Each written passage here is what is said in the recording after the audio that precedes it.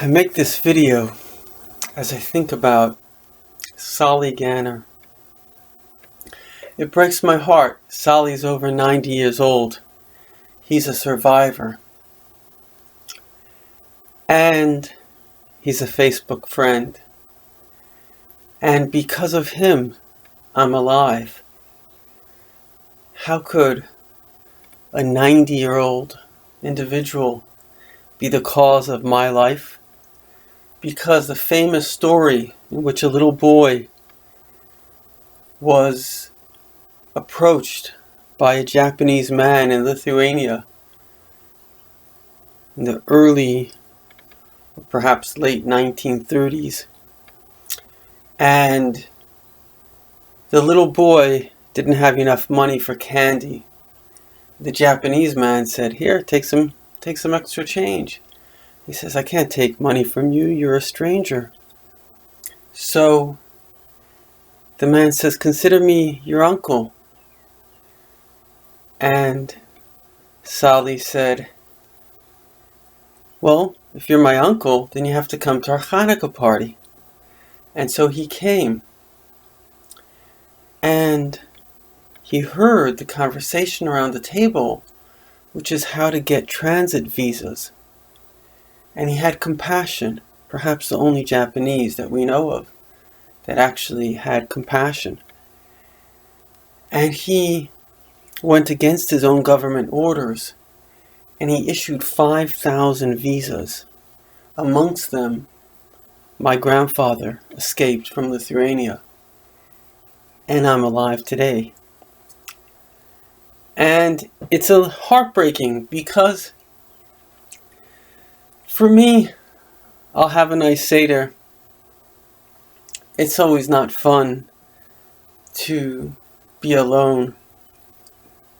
But for those who are older, that's all they have. All they have is their family. And I think there are three very important lessons that we have to learn. The first lesson is that all we have is family. You know, in America today we have, I don't know how many, but at least 30 million Latin Americans, Mexicans, people that have come up. And some people just look at them as foreigners, but I like to talk to people, because if you talk to people, you get to know them, and you get to know their value system. And really,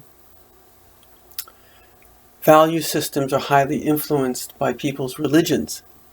And the main religion in South America is Catholicism. And I recall once seeing a Catholic. He was at a dry cleaner store. And I really thought this guy was Jewish, because no expert, but I could see that Catholicism somehow created good family values. And these immigrants to our country, they don't say it, but they wonder, where are our family values? Why do we take jobs all over the country? Why are our jobs more important than our families? I remember being in California. I once took a trip there, and I stayed over in some little, I don't know, it was like little kind of, you pitched your tent, like a little resort area. And I got schmoozing with a very sweet young Mexican guy. I think he worked for the, wildlife fire department or something. And very nice wife and nice couple of kids. And he told me, yeah, he could have gotten a better job elsewhere, but he wanted to be with family. It's like, which one of us does that? Could have gotten a better job elsewhere? Yeah, sure. I'll take a plane to Abu Dhabi, So, first of all, why is it that the immigrants and the poorer people value family, and the richer people value money and prestige? And the answer is because we all value that which we think we can have. If I told you you can have, I don't know, a palace, you would value it, but you don't think you can have a palace, so you don't go for it. And the thing is that that's a mistake. Studies show that when we have more money, what we do is we buy privacy at the expense of family, at the expense of unity. And you have now, in the richest countries that should be the happiest, an epidemic of loneliness and depression and suicide. And there was an individual suffering from depression in England, and he wrote a book called Lost Connections, because he'd go to the doctor who would give him some kind of pill, and he'd get better for a month or two, then he'd get depressed again. And eventually, he went around the world researching what is the cause of this depression. And it's because we're built for unity, for families, for connection. And when we don't have that connection, we don't feel good. We don't feel safe.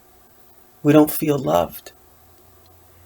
And now, in a time of isolation, I think we need to think about, and this is really a very important concept. You see, Judaism is built, as one of the greatest scholars, if not the greatest, Rabbi Shneur Zalman of Ladi says, it's built on the concept of Rotzoi v'Shuv, which means there are times to ascend and times to descend. There are times to contemplate the mystery, and there are times to solve the mystery. Roughly speaking, this is the division of Torah and mitzvahs. There are times to study, and there are times to act. And in fact, you need both. There was a great debate between the great school of Shammai and Hillel, the two perhaps greatest schools in Jewish history. And what's more important? Is it Torah study or is it mitzvah performance? So they debated this for 3 years. And they concluded that Torah is more important because if you study the Torah, you know the mitzvah. You see, to know what to do, you must study. But to do, you must close your book and you must act. And that's the secret of life, because generally speaking, we follow our tendencies. Some of us have tendencies towards philosophy, towards thinking, towards imagining. Others have tendencies towards action, sometimes anxiety provoked. Nonetheless, they're very active. But few of us tend to do both because they're very different realities. The reality of contemplation and the reality of activity. In fact, we have different parts of our brain for that.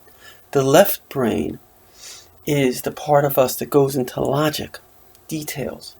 The right brain is the creative part. It has nothing to do with details. It has to do with, let's call it, philosophy and art and creativity. And usually the people that are focused on action have more left brain. More women, they have greater left brain, and more prefrontal. In fact, women's left, right, prefrontal are deeply interconnected. Whereas, famous example is a man comes home from work, he turns on the TV, he can forget about his problems. Women cannot, because their brains are interconnected. And literally, they're different brains.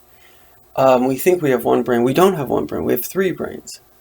The right and left brain are literally separated. There's just some wiring that connects it. And the prefrontal is something that only we humans have. There's no other creature that has it. And that's what they call executive functioning. That's the part of self-discipline. Animals don't have self-discipline. They have instinctive reactions. And we can self-discipline. But this is another subject. The point of the subject is that as we are a little bit isolated, it gives us time to do one of the most important things that we have to do. And we have to think. I love my family, but I'm not on family WhatsApp groups, even though I have a very, very large extended family, and I love them dearly. And the reason is because every time you get a WhatsApp, and this is not just my theory, there are many studies on this. Every time you get a WhatsApp and a email, if you go to it, people check their emails 30, 40 times an hour, you disturb your thinking. Because in order to think, it's like swimming. If you're swimming in a direction, if you stop it, well, you're going to either go down or back or whatever. You're just not going that direction. And when you're thinking about the direction of life, if you don't think about it, there's no chance that you're going to get there. And so, first of all, I want to suggest that this Pesach, and this time that unfortunately many of us are suffering. We're suffering because we're alone. Now, I don't want to brag, but I have to say that even though I'm also suffering, I don't think I'm suffering that much. And the reason I'm not suffering that much, and I say this only to be of benefit, is because my life is meaningful. What do I do? So first of all, I have a blog. So every day I write, let's say, 10, 15 blogs. And that's something that takes up some time. I know that people benefit from that. So that gives me meaning in life. In fact, I don't make any money off it. I've tried, but I don't. And why do I do it? I've done it for years because it makes me feel that my life is valuable by adding value to other people's lives. I answer questions on Quora, and anybody can do this. Go into Quora, sign up, and answer questions. Don't answer questions you don't know answers to. Don't hurt people, but help people. And right now I get a list of questions every day. So there's real people that are asking me questions. They see me as an expert in various fields. And if I have an answer, I answer. And if I don't have an answer, I don't answer. I don't want to hurt people. I want to help people. So if I know the answer, based on my studies, I answer it. Well, that makes me feel good. Again, I don't make any money, but it makes me feel good. Every day I study Torah. I used to have a class. People would come to my synagogue. Okay, we do it via phone. Well, the study of Torah, I can tell you, I do that for selfish reasons. It's awesome. It's so beautiful, especially Jewish mysticism. I spend about 3 hours a day studying and teaching that. Makes me feel good. Makes the people who study it feel good. It will make you feel good. Go to Chabad.org. Go to SIE.org. Go to my website, KabbalahWisdom.org.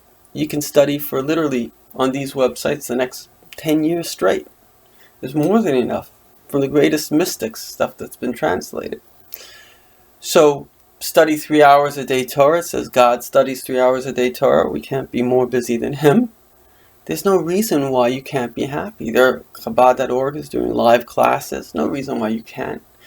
You can contact me. I can do classes with you. So, and then obviously I try to reach out to people. Now, is it as fun as the times that I had where you have more personal interaction? No, it's not as fun, but it's no less meaningful. It's just as meaningful. And in fact, I'm pretty sure that as the outer illusions, as our desires for money and fame basically go up in smoke, so now what comes into reality in great clarity is truth, purpose. And so on Pesach, we have to understand, because Pesach is about freedom. And this is the most critical message in the world. And that is, for thousands of years, even till this very day, people craved freedom. Why was there the French Revolution? Because people said, liberty, We want to be free from tyranny. And why was there the American Revolution? They wanted to be free. They wanted to chart their own course. Freedom is a beautiful thing. And yet, the people who are the most free are the most depressed. The people with the greatest amount of resources are the most confused. And, amazingly, the most lonely. So, I find it very ironic that with all of our technology, used to be that certainly if Christians would want to go to the African jungle and they would want to convert everyone to Christianity. And now the policy of the Brazilian government is they're in charge, obviously, of the Amazon rainforest. And there are tribes, till this very day, tribes that have no connection to humans. They've never seen a human being outside of their own little tribe. I guess going back to whenever the tribe was formed, whenever they went into the Amazon jungle, however they got there. And so the policy used to be, good old Christian style, let's bring them to the light. Let's show them truth and modern technology. And now the policy is, actually, let's leave them alone. Because you know what? We're so miserable with everything that we have. So who says that we're going to do them a favor? Maybe we're going to curse them by introducing them to our modern lifestyle. Isn't that amazing? A time in which you can speak to somebody, you can see them, and other people, they don't have running water. They don't have medicine that we have. They don't have anything that we have. But the thought process is, actually, we're not happy. Maybe they are happy. Maybe they're better off not having everything we discovered. And so in order to understand this, you have to understand that everything boils down to a very simple truth. And that is that there are only two things in this world. I love what's called in Hebrew a klal, a general rule. Because inside the general rule you have all the details. The first thing is the physical reality. So you can be physically free, but you're not spiritually free. When God took the Jews out of Egypt, He wasn't interested in their physical freedom. If He was, He never should have put them into Egypt. When God took them out of Egypt, He was interested in their spiritual freedom. I recently heard Natanz Iranski, the famous refusenik, he would taunt his interrogators, the communists, who were vicious, cruel people. 3 of my great-grandparents were murdered by them. Stalin murdered over 26 million people, so we're not talking about cute people, but he would taunt them. So he's the prisoner being interrogated. Interrogators have really tremendous power and vicious power. And he would tell them jokes without going into too much detail. And one of his jokes was, the Americans, they got to the moon first. So Khrushchev said, we can't allow the Americans to beat us. We're going to go to the sun. So he makes a meeting of the cosmonauts. He says, we're going to go to the sun. So the cosmonauts say, well, Mr. Prime Minister, or Mr. President, we're not sure you thought this out because we might get burned. He says, what are you, stupid? We're Russia. We think things through. We'll go at night. And so the interrogators would want to laugh, but they couldn't laugh because each one could then inform the other that they're making fun of Russia. Natanz Iranski, in the middle of a prison, would say to his interrogators, look, I'm free. I can laugh. I can be happy. But you're not free because you can't. And so, my friends, freedom has nothing to do with circumstances. We've never been as free as we are, and we've never been as imprisoned. Now, this is a very interesting thing. I lived in Africa for many years. And there's an interesting story in Africa because the Africans, most of them, are dirt poor. They're so poor you can't even imagine what poor is. They live off $1 a day, which will buy you what $1 a day will buy you here, a loaf of bread. And they're very happy people.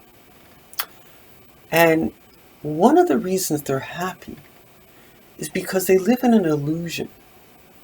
And the illusion is that money will buy them happiness. And my proof of this is very simple. I once heard a lecture from a guy who worked in Kellogg's and was very upset when the African government, they don't really care about their people, but anyway, when the African government created a lotto. So suddenly their sales of cornflakes go down. Now cornflakes, remember, poor people don't have a lot of money. And so cornflakes was a basic staple. And so their staple is going down. So how does a staple go down? So they did some research and people were buying lotto tickets. So you see, they have an illusion that money will buy them happiness. So that's why they're happy, because they have a hope. Whereas in the West, and a friend of mine, he's the head of a I'm not sure what you call it, but some kind of suicide prevention thing. And he's a doctor. They do a lot of research. So it turns out that in the West, people are suicidal because they lose hope. Because they know that money won't, money's not going to buy them more food than they have. So money's not going to make them happy, but they don't know what will. So I want to tell you something. I was brought up in the West. And I've had times of money, of fame, of nothing. I've had it all. Been through all the different stages of life. And let me tell you something. Happiness, there are only 5 things that will make you happy. And this is freedom. If you understand the 5 things, first of all, it will give you hope. And then you can be happy. And it doesn't make a difference what you have. If you do these 5 things, you can be happy. If you don't, you just don't have the tools of happiness. So the first thing to be happy is you can't be afraid. Because the opposite of happiness is pain and suffering. So whereas happiness, people would like to say, well, all you need to do is this. Well, it's not so simple. Because if you're suffering, it's like Maslow's hierarchy. If you're, God forbid, suffering. Now, the interesting thing about suffering is it's not the pain that causes the unhappiness. A person can be in pain. I know people that handle their pain very well. They have a lot of pain and they're very happy. It's not pain that causes suffering. It's anxiety that causes suffering. The people that kill themselves every day, it's terrible. But 20 soldiers, veterans of Iraq, commit suicide. It's not the suffering. They're not suffering now, but they have anxiety, post-traumatic stress. Anxiety is constant suffering. And when a person's in a constant state of suffering, they can't be happy. It's impossible. And truth be told, it's circumstantial. I don't know if the statistic is correct or not, but a statistic I read is that 40% of happiness is up to you. 60% is genetic or circumstantial. So whether that's true or not, there is some truth to the fact that circumstances matter. And if a person has anxiety, you can't expect them to not be sad, to not be depressed. 80% of depression comes from anxiety. All mental illness comes from anxiety. Anxiety is the cause of many, many, many physical diseases as well. It weakens the immune system. Anxiety is a serious problem. So, anxiety is not I'm here to talk about the solutions, but one thing I do want to say is that getting help for anxiety, going to a therapist. Again, a lot of anxiety is not mental, it's emotional. And you can reach out. There are people online they're trained, and it's basically, remember what I'm telling you very well, because this is important. The only people that can help you are people that offer you compassion. Doesn't make a difference what kind of degrees they have. Studies show there's not a single therapy that matters. The only thing that matters is compassion. So anybody can help you if they're compassionate. They care. The thing is that most people don't care. And because they don't care, or they don't care enough to do something, it's very hard for people that suffer to get help. But what you need to do is you need to go and reach out to people who care. Because if you reach out to people who care and you feel connected, it will lower your anxiety, and that itself will help you. So number one is, if you have anxiety, reach out. And again, on the internet, there are free sites.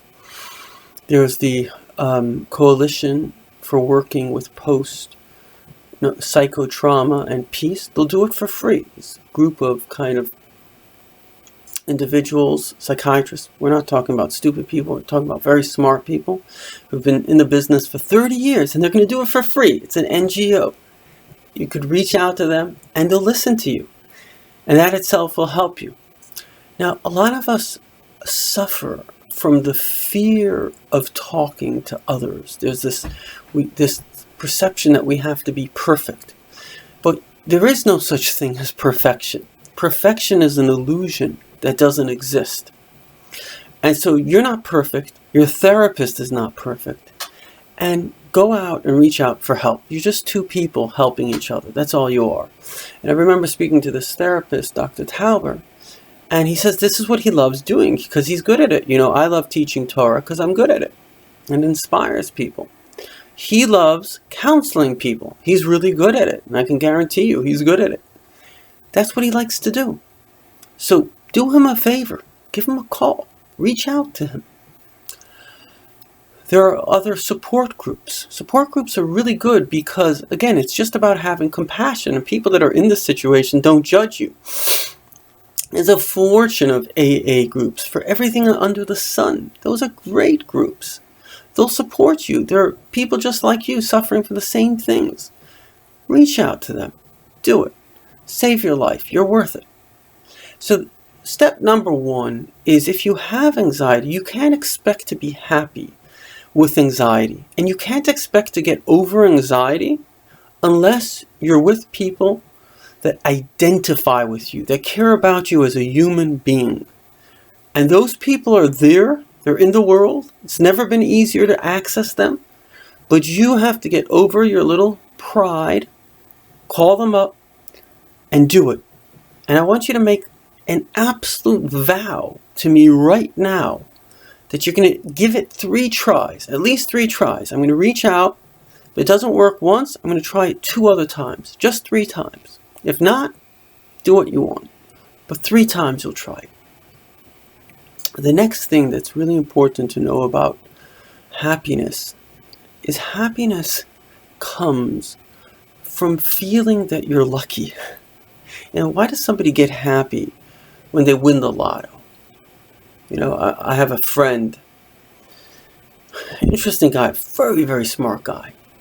And he was with another guy, Persian, and I don't mean to be rude to Persians, but the Persians are, some of them are very good businessmen, but they're cheap like hell.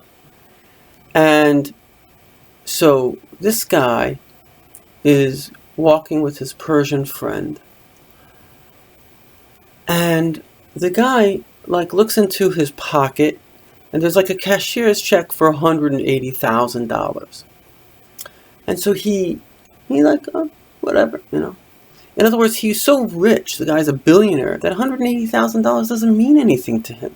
$180,000 like you found, 80 cents. It just doesn't mean anything.